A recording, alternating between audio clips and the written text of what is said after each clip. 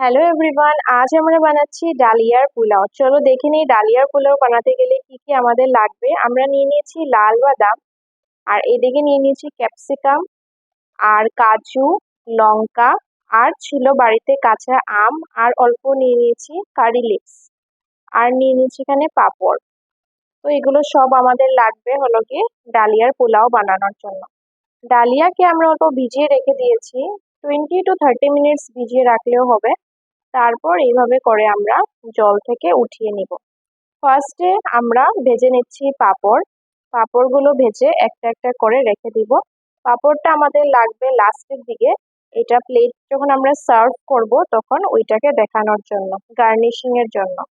তো যত সুন্দর প্লেটটা আমরা সার্ভ করি ততই একটা মানুষ যখন খায় তখন ওর দেখতেও ভালো লাগে, মনটাই আলাদাই ভরে যায় খাওয়ার আগেই।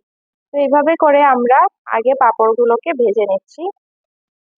পাঁপড় ভাজা হয়ে যাওয়ার পর আমরা এখানে দিয়ে দিব বাদাম।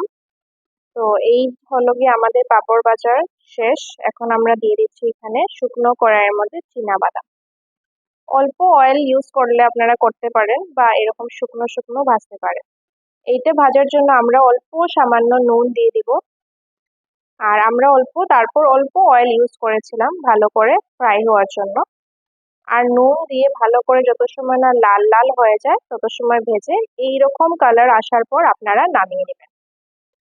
তারপর বাদাম ভাজা হয়ে যাওয়ার পর আমরা নিয়ে নিয়েছি এখানে কাজু। কাজু অল্প লাল লাল এইভাবে হয়ে যাওয়ার পর আপনারা নামিয়ে নেবেন। তো এইগুলো ইনগ্রিডিয়েন্টস আমাদের লাগবে গার্নিশিং এর জন্য, আর ডালিয়ার পোলাওতে দিলে খেতে অনেক টেস্টি লাগে।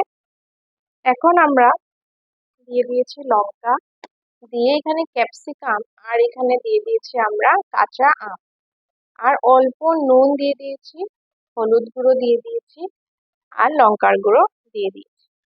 দিয়ে এখানে ভালো করে ফ্রাই করে নিচ্ছি। সামান্য পরিমাণে চিনি দিয়ে দিলাম, যেহেতু কাঁচা আম ইউজ করছি আর ডালিয়ার পোলাওতে এমনিতেই অল্প চিনি লাগে। অল্প টেস্টটাকে ভালো আসার জন্য অল্প চিনি আমরা এখানে ইউজ করে নিয়েছি।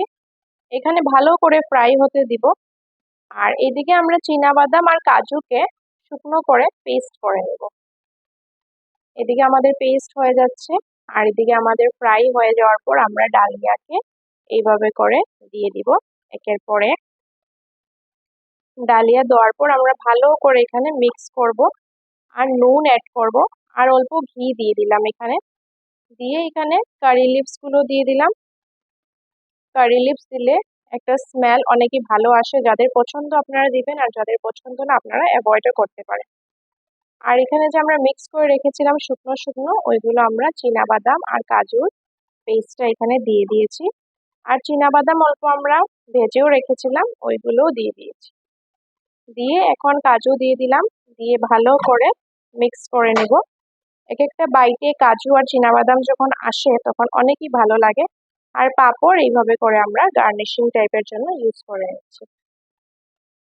এইভাবে করে আমাদের ডালিয়ার পোলাও হয়ে গেল রেডি। এখন আমরা প্লেটে সার্ভ করে নিব। আপনার কমেন্টসে অবশ্যই জানাবেন কিরকম লাগলো রেসিপিটা, আর বাড়িতে ট্রাই করবেন আর খেয়ে দেখবেন।